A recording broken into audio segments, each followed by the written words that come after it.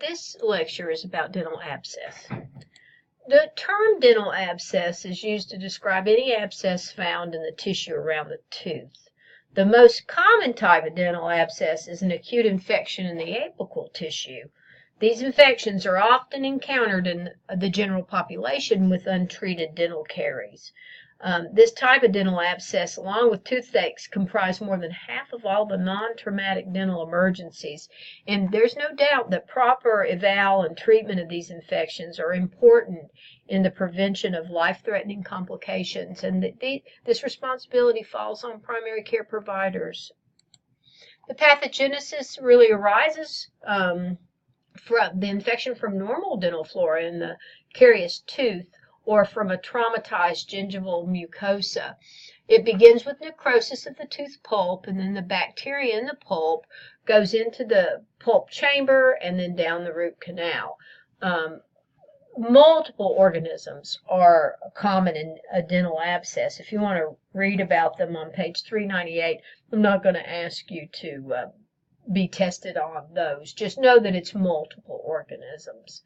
The clinical presentation is dental caries is present. There's usually pain, edema, erythema, and purulent discharge from the site. If it's draining yet, a lot of times they'll present with a large pustule.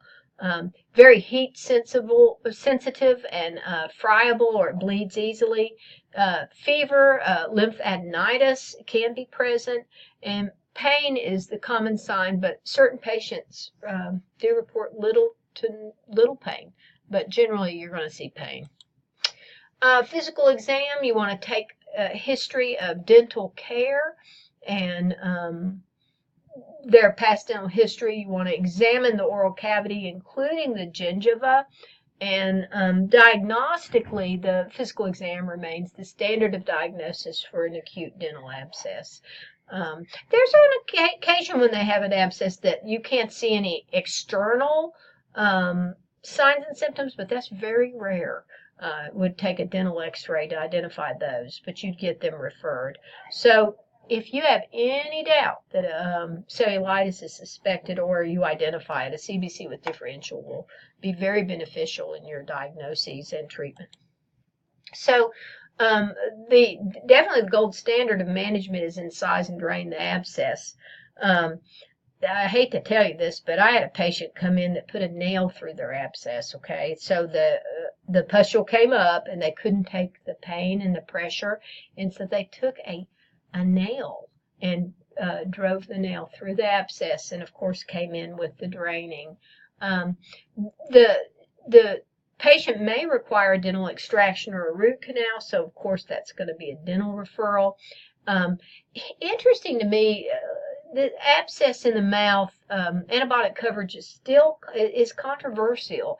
The IND is the gold standard for resolution, but if you do pick one for a confounding reason or any suspect of cellulitis, penicillin or clindamycin is the choice. Macrolides are also a good choice, and then you can look at further in the chapter about management on page 399. You can also culture the discharge. That would direct your antibiotic solution. Antibiotic selection, but you have to wait for that culture to come back. Preliminary cultures can come back in 24 hours, but it's usually 72 hours. Referrals that require immediacy are the patients that can't handle their oral secretions. The signs of a severe infection are trismus, and remember that's lockjaw. They can't open their jaw. Airway compromise and difficulty swallowing.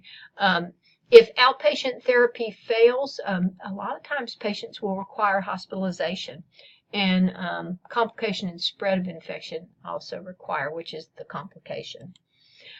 Patient education and health promotion. So proper and early dental care prevent most dental infections. But you can see patients that still get them. I know that I have seen some dental abscesses following people that grit or grind their teeth, and they actually fracture their tooth and they have a cracked tooth, and bacteria gets up into that same process. But it doesn't have anything to do with caries. It has to do with a tooth that's been fractured. And then look at the statistic on Americans. 91% of us have dental caries, so we're really subject to it. This will be, this very short lecture, it makes it no less significant. So be familiar with this information because you will use it in your practice. Thank you.